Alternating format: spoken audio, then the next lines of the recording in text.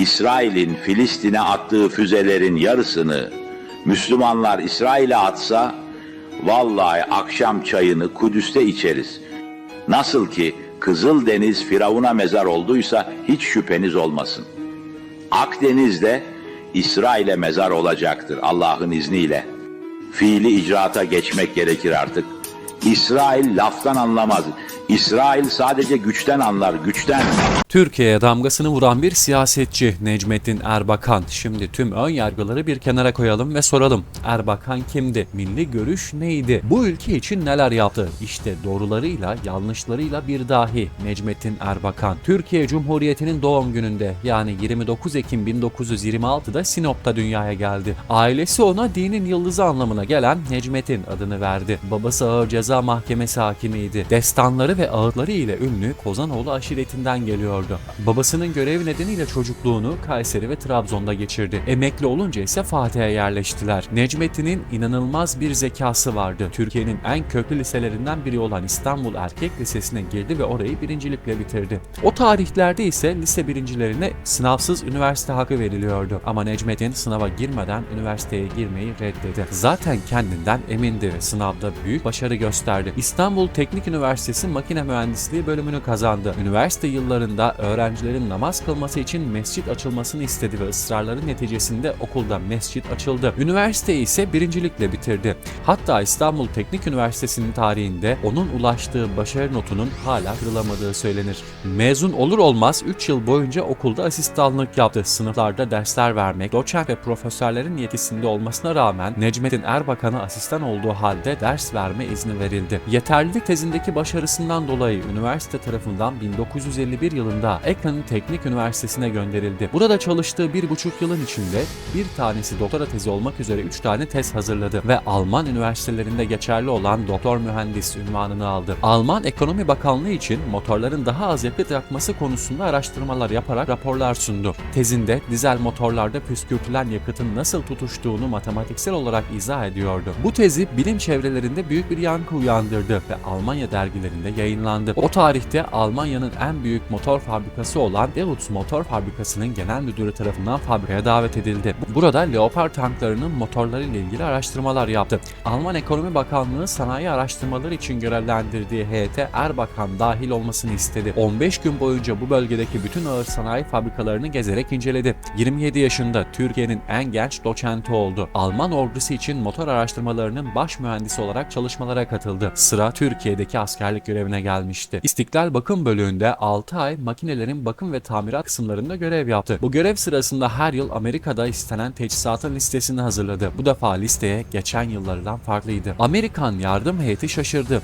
Bir Amerikalı albay bu listeyi hazırlayan kişiyle görüşmek istediğini bildirdi. Necmettin Erbakan'ın yanına gelen albay, "Siz bugüne kadar yardım olarak izlenme ağı, kürek sapı, kazma gibi şeyler işlemiştiniz. Ama bu sene iş makinelerinin tamiratı için gerekli olan parçalar üretmek üzere tezgahlar istemişsiniz. Siz nasıl orada bu tezgahları talep edersiniz?" diye sordu. Necmettin Erbakan, Amerikan ordusu kuruluş tüzüğünü açarak bizim yaptığımız görevi yapan Amerika'daki aynı birliklerde bu tezgahlar varken bizden iyi olmasın dedi. Amerikalı albay söyleyecek söz bulamadı ve tezgahlar getirildi. Askerlik görevinden sonra tekrar üniversitedeki görevine geri döndü. Almanya'da geçirdiği yıllarda savaştan çıkmış, yıkılmış bir Almanya'nın yapabileceklerini ve gücünü görmüştü. Hayali Türkiye'nin de bu yolda ilerlemesiydi. Almanya gibi Türkiye'de kısa sürede sanayileşmeliydi. Türkiye sadece bir tarım ülkesiyle kalmamalıydı. Bu genç mühendis İstanbul Teknik Üniversitesi Motorlar Laboratuvarı'nda %100 yerli ve milli ilk motoru yaptı. Erbakan hayaliydi ve hükümetin de desteğiyle onun hayalinin peşinden gelecek olan 200 ortakla gümüş motoru kurdu. Yapamaz, sadece hayal kuruyor dediler. Ama 1960 yılında kuruluşundan, yani 4 sene sonra gümüş motor fabrikası üretime başladı. Aynı yıl Ankara'da düzenlediği sanayi kongresinde gümüş motorun imalatlarını sundu ve otomobillerin Türkiye'de yapılması fikrini ortaya attı. Gümüş motorun yapabildiklerini gören o zamanın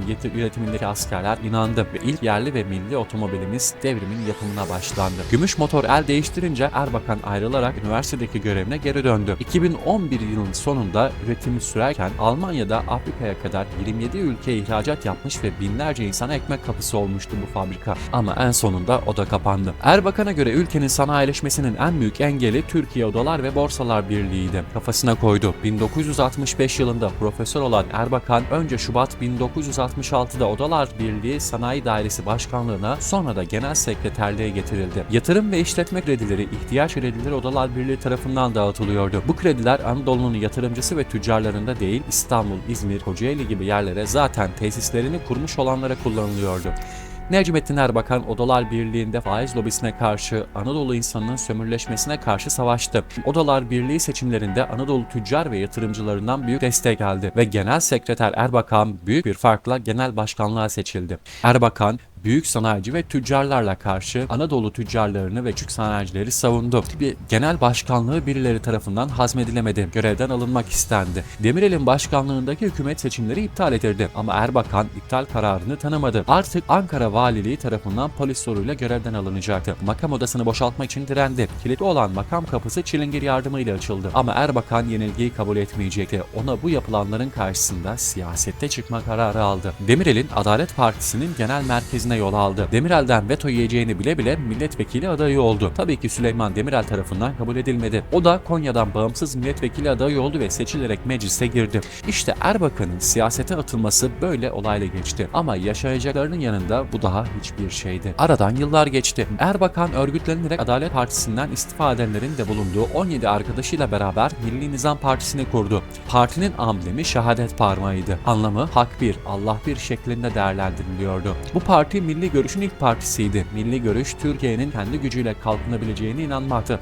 Milli Görüş üyetim vaat ediyordu. Partinin omurgasını ise muhafazakar kesim oluşturuyordu. İslamcı bir söylemin egemen olduğu Milli Nizam Partisi daha 1,5 yılını doldurmadan laikliğe aykırı çalışmalar yürüttüğü gerekçesiyle kapatıldı. Erbakan vazgeçmedi. Bir yıl sonra Milli Selamet Partisi'ni kurdu. 1973 genel seçimlerinde Milli Selamet Partisi %12'ye yakın oy aldı ve 48 milletvekiliyle meclise girdi. Bu sefer partinin amblemi anahtardı. Gerçekten de bu parti meclisin anahtarı olacaktı. Hükümetin kurulması için Milli Selamet Partisi'ne ihtiyaç vardı. Ecevit ve Erbakan protokolü görüşmeye başladı. İki partinin de istekleri vardı. Milli Selamet Partisi okullarda ahlak dersinin konulmasını, İmam Hatiplerin orta kısımlarının tekrar açılmasını ve mezunlarının üniversiteye girmesinin hak olarak verilmesini istendi. Ayrıca Sanayi Bakanlığı kurularak sanayi teşvik kanunu çıkarılmasını ve ağır sanayinin kurulmasını talep etti. Cumhuriyet Halk Partisi ve Milli Selamet Partisi anlaşmasıyla hükümet kuruldu. Bu koalisyon Türkiye siyasi tarihi açısından oldukça önemliydi. Çünkü birbirine tamamen zıt görüşü olan laik ve İslamcı iki parti yan yanaydı.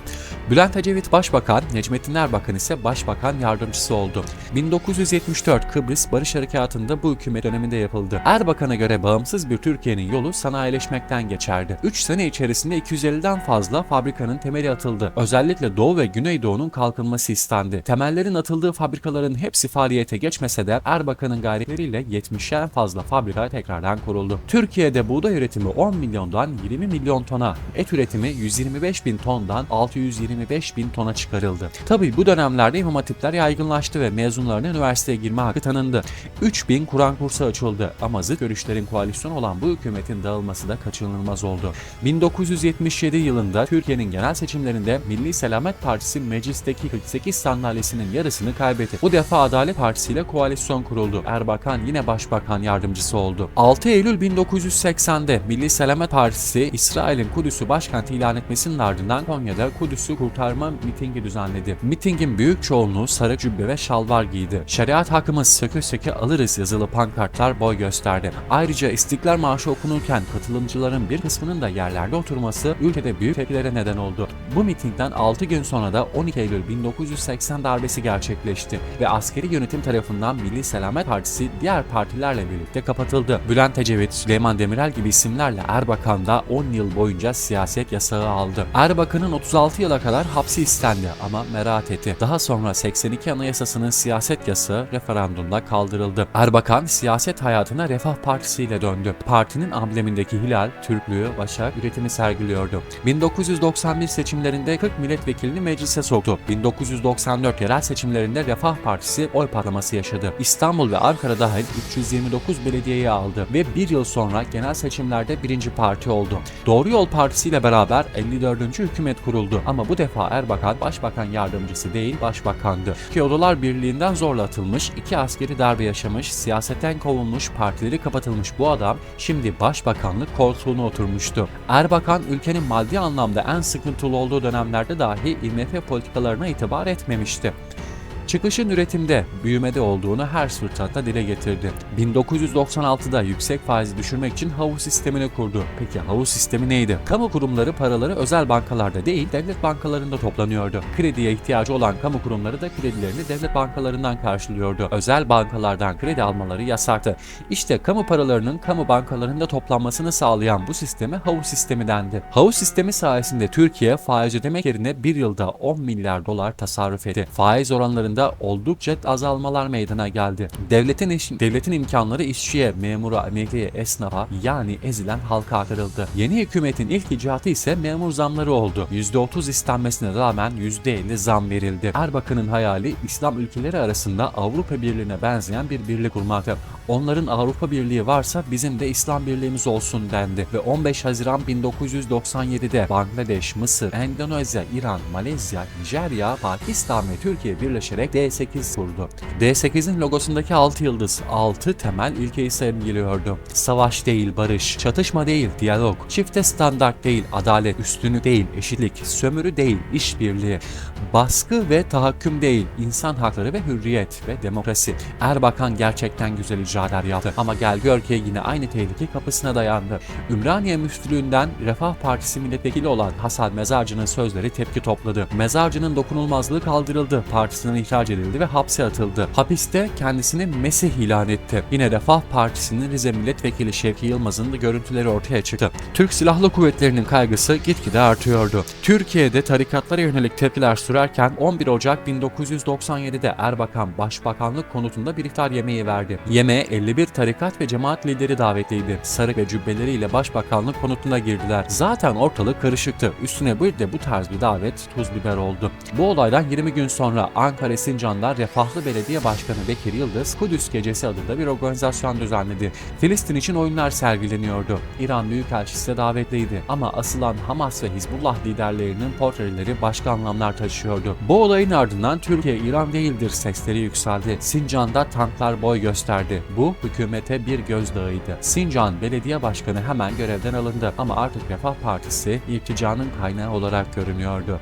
Ve o tarih geldi. 28 Şubat 1997 Çankaya Köşkü'nde Milli Güvenlik Kurulu toplantısı yapılıyordu. Toplantı gündemi bu defa irticaydı. Askeri kanatla sivil yönetim bir araya gelmişti. Askeri kanat masaya önceden hazırladığı 18 maddeli bir karar listesi koydu.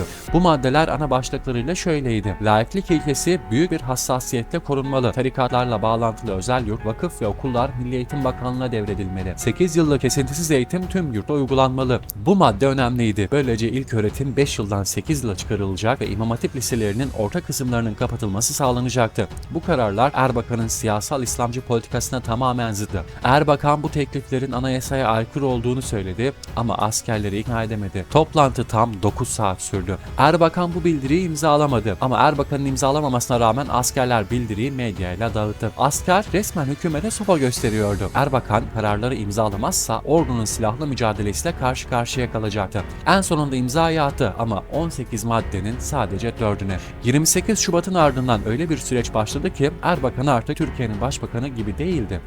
Ordu Erbakan'ı yok saydı. Bu da siyasi tarihimizde postmodern darbe olarak geçti. 28 Şubat'tan 4 ay sonra Erbakan koalisyon protokolü gereği Tansu Çiller'in başbakanlığı alması için istifa etti. Ancak Cumhurbaşkanı Demirel yeni hükümeti kurma görevini Mesut Yılmaz'a verdi. Laiklik ilkesine aykırı eylemlerin odağı olduğu için Anayasa Mahkemesi'nce Refah Partisi kapatıldı. Erbakan'da yine 5 yıl siyaset yasağı getirildi.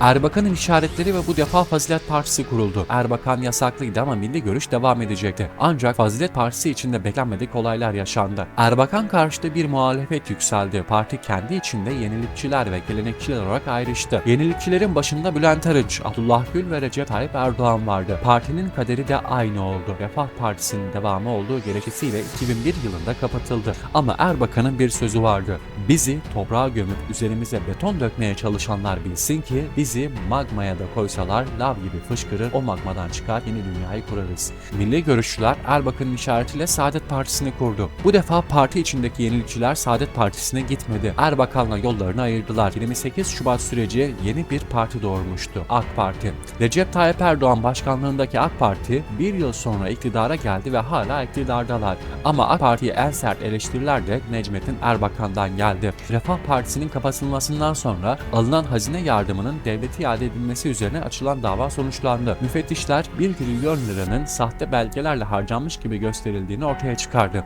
Olayın özü şu: milli görüşün partileri kapatıldıkça mallarına da el konuluyordu. Partinin gayrimenkulleri parti üzerine yapmak yerine şahısların adına kaydedilmişlerdi. Böylece parti kapansa da mal varlıklarına devlet el koyamayacaktı. Erbakan kamuoyunda kayıp trilyon davası olarak bilinen davada özel evrakta sahtecilik suçundan 2 yıl 4 ay hapis cezasına mahkum edildi. Ama bazı sağlık sorunları nedeniyle rapor alarak cezanın infazını 4 kez erteledi. Saadet Partisi Genel Başkanlığından ve parti üyeliğinden ayrıldı. Kayıp trilyon davasında son erteleme kararı 2006 yılında doldu. Erbakan'ın sağlığı ve yaşlılığı nedeniyle ev hapsine çevrildi. Ama ev hapsini çekerken Adli Tıp Kurumu'nun sürekli hastalık raporu doğrultusunda Cumhurbaşkanı Abdullah Gül tarafından affedildi. 2010 yılında Erbakan, Saadet Partisi'ne aday olmayacağını söylese de 88 delegenin teklifleriyle aday gösterildi ve 84 yaşında Saadet Partisi'nin genel başkanı olarak seçildi. Sağlığı onu zorlasa da partililerin yardımıyla memleket meselelerinden uzaklaşmadı. 27 Şubat 2011'de solunum yetmezliğine bağlı kalp ve çoklu organ yetmezliğinden hayata veda etti. Siyasi görüşünüz ister uyuşsun, ister uyuşmasın, Necmettin Erbakan bu ülkeye damgasını vurmuş, saygı duyulması gereken büyük bir siyasetçidir. Kimi zaman büyük haksızlıklarla uğraşsa da sabrın sembolü olmuştur. Türkiye'nin ağır sanayileşme hamlesinde büyük emekler vermiştir. Hep yerli ve milli değerleri savunmuştur. Profesör Doktor Necmettin Erbakan'ı bu ülkeye kattıkları için binleri anıyoruz.